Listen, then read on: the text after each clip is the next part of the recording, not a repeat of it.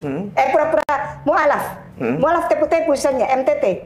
Mualaf tepu-tepu. Oh iya, iya, banyak itu. Banyak.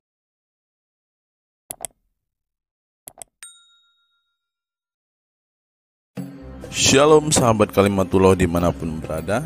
Apa kabar sahabat semuanya?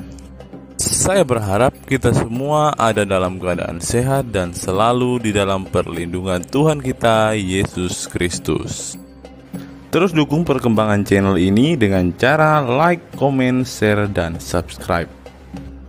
Kita tahu bersama bahwa saudara kita Muslim mengakui bahwa Al-Quran adalah kitab yang sangat suci. Tentu bukan tanpa alasan mereka mengatakan hal tersebut. Saudara kita Muslim tentu mempunyai beberapa syarat untuk memastikan bahwa suatu kitab itu layak disebut sebagai kitab suci. Mengutip sebuah buku yang ditulis oleh Insan Mokoginta, mana yang bisa dipercaya, Alkitab ataukah Al-Quran? Paling tidak ada 15 alasan yang membuat umat muslim yakin bahwa Al-Quran adalah kitab suci. Yang pertama, harus benar-benar bersumber dari Allah SWT. Yang kedua, Allah yang mewahyukan harus bersifat maha atas segala sesuatu. Yang ketiga, harus mempertahankan bahasa aslinya ketika Nabi itu menerima wahyunya. Yang keempat, penerima wahyu harus jelas orangnya, benar-benar jujur dan berakhlak mulia. Yang kelima, tidak mengajarkan ajaran yang kejam dan sadis. Yang keenam, memberikan pelajaran dan menunjuki manusia kepada jalan yang benar. Yang ketujuh, ayat-ayatnya tidak boleh bertentangan satu sama lainnya. Yang kedelapan, berbicara tentang ilmu pengetahuan harus bisa dibuktikan. Yang kesembilan, harus sesuai dengan fitrah manusia. Yang kesepuluh, kitab tersebut harus bisa memberikan kesaksian bahwa dia diwahyukan oleh Allah SWT. Yang ke-11, tidak boleh melecehkan terhadap nabi-nabi Allah. Yang ke-12, tidak membeberkan cara merayu wanita dan pornografi secara vulgar. Yang ke-13, harus ada perkataan dari Allah bahwa tidak ada Tuhan yang wajib disembah selain dirinya. Yang ke-14, harus ada nama agama yang berasal dari Tuhannya, bukan dari manusia atau panggilan orang. Dan yang terakhir, yang ke-15, terjaganya seluruh wahyu itu dengan hafalan para pemeluknya dari awal diwahyukan sampai kiamat. Saya yakin semua umat muslim di Indonesia sepakat dengan apa yang dikatakan oleh Ustadz Mokoginta ini. 15 alasan itu tentu cukup untuk meyakinkan umat muslim bahwa Al-Quran adalah kitab suci. Tapi ketika kita melihat isi Al-Quran, ternyata sangat bertentangan dengan apa yang ditulis oleh Insan Mokoginta dalam buku yang ditulisnya itu. Hari ini saya akan membukakan ayat-ayat Al-Quran yang bagi saya sangat kontroversi dan tidak sesuai dengan apa yang dikatakan oleh Insan Mokoginta. Saya heran mengapa beliau sangat yakin dengan apa yang dikatakannya itu.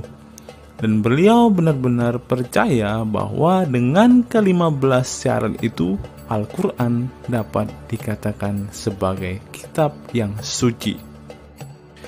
Sebenarnya banyak ayat kontroversi yang tercatat di dalam Al-Quran. Seperti yang pernah dikatakan oleh Abi Saifuddin Ibrahim, paling tidak ada 300 ayat Al-Quran yang mengandung ujaran kebencian, terorisme, bahkan radikalisme. Dalam video ini, saya akan membukakan 10 ayat kontroversi yang saya temukan di dalam Al-Quran. Pertama, Quran Surat 4 ayat yang ke-34.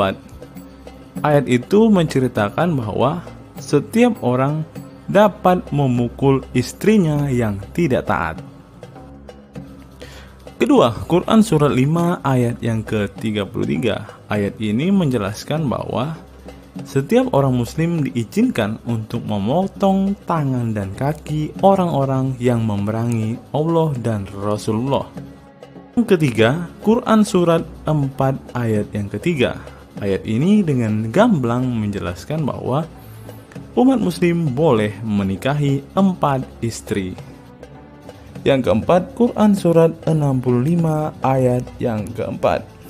Ternyata inilah alasan mengapa orang muslim menikahi anak di bawah umur. Ayat ini menjelaskan bahwa mereka boleh menikahi perempuan yang belum pubertas.